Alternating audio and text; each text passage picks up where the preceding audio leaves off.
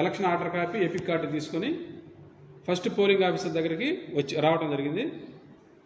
గొడుగు Pratap, part number 225, serial number 303. అతని యొక్క సీరియల్ నంబరు, పార్ట్ నంబర్ని గుర్తించినటువంటి మొదటి పోలింగ్ అధికారి అతని యొక్క సిగ్నేచర్ని ఫామ్ ఎనక్జర్ 5లో తీసుకోవడం జరిగింది.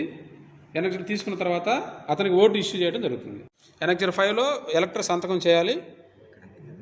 ఎడమ చేయి చూపుడు వేలు మీద ఇండిలిబుల్ ఇంక్ వేయడం జరుగుతుంది. అక్కడ తర్వాత మూడవ అధికారి దగ్గరకు వచ్చిన తర్వాత పార్లమెంటుకు సంబంధించినటువంటి 3 ఫామ్స్ ఇవ్వడం జరుగుతుంది. 3 ఫామ్స్లో 13A, 13B, 13C 3 ఉంటాయి ప్రధానంగా. 13B small cover, 13C big cover. Postal ballot paper మీద ఉన్న సీరియల్ నంబర్ని డిక్లరేషన్ మీద వేయాల్సి ఉంటుంది.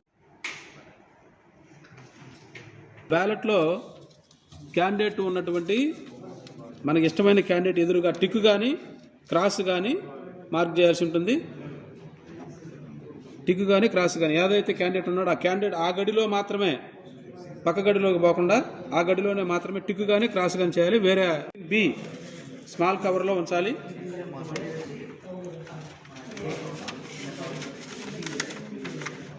గురించి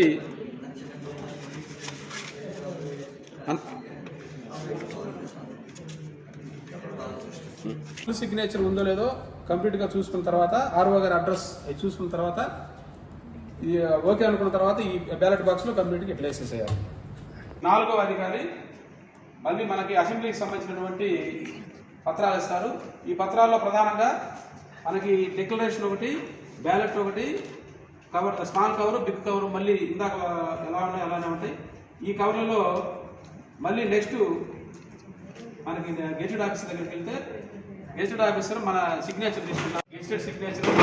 గెజిటెడ్ సిగ్నేచరు స్టాంపు 2 కంప్లీట్ అయిపోయిన తర్వాత ఈ డిక్లరేషన్ ఒకసారి మనం చూసుకొని దీని ఇట్లానే నచ్చిన అభ్యర్థికి ఎదురుగా టిక్ పెట్టడం లేదా క్రాస్ పెట్టడం, అంతేగాని మిగతా సింబల్స్ తోటి ఏం జోలికి వెళ్ళొద్దండి. ఓన్లీ టిక్ కానీ క్రాస్ కానీ పెట్టాలి. పెట్టిన తర్వాత ఈ బ్యాలెట్ని ఇదే విధంగా మళ్ళీ మడతపెట్టి ఈ బ్యాలెట్ని తీసుకెళ్ళి మనకి 2 కవర్లు ఉంటాయి. స్మాల్ కవర్లో ఈ బ్యాలెట్ ఉంచాలి. స్మాల్ కవర్లో బ్యాలెట్ ఉంచిన తర్వాత బ్యాలెట్ బాక్స్ సీల్ చేసిన తర్వాత ఈ డిక్లరేషన్ ఇందాక ఏదైతే మనం గెజిటెడ్ సంతకం తీసుకున్నామో ఈ డిక్లరేషన్ స్మాల్ కవర్ 2 విడివిడిగా ఈ 2 కలిపి బిగ్ కవర్లో ఉంచాలి.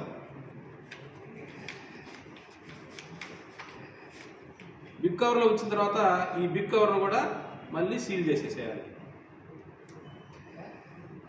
సీల్ చేసిన తర్వాత ఫ్రమ్ డాష్ అని ఉంది ఇక్కడ. ఫ్రమ్ మనకి ఇక్కడ 97 నర్సాపేట ఏదైతే అది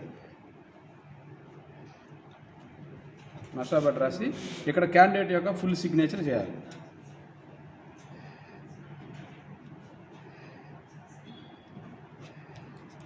ఇక్కడ to the returning officer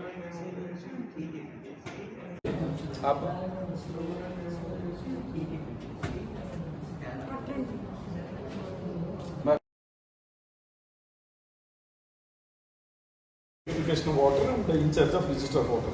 So Annexure 4 ఎవరు మెయింటైన్ చేస్తారు? సో మీ దగ్గర ఈ కూడా మీరే చూస్తారు. ఓకే, తర్వాత మీరేమో ఇండెలిబుల్ లింక్ వేస్తారు సెకండ్.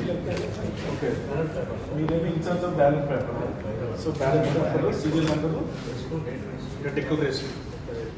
సో ఇక్కడ డిక్లరేషన్ దగ్గర ఖచ్చితంగా ఈ సీరియల్ నెంబర్లు, ఈ కాస్ట్ బ్యాలెట్ నెంబరు మీరే వేయాలి. డేట్ ఎవరు వేస్తారు?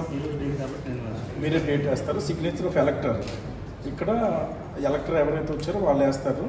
మీ సిగ్నేచర్ ఇక్కడ ఉండాలి. ఇక్కడ అటెస్టేషన్ ఎవరు? ఇక్కడ కాదు, ఇది ఇన్ఫార్మ్ వాటర్. ఇది ఎవరు మీతో వస్తుంది ఇక్కడ signature of the ఎలక్టర్, signature of the attesting officer. ఇక్కడ ఎవరైనా కంపెనీ అని వస్తే ఇక్కడ వేస్తారు.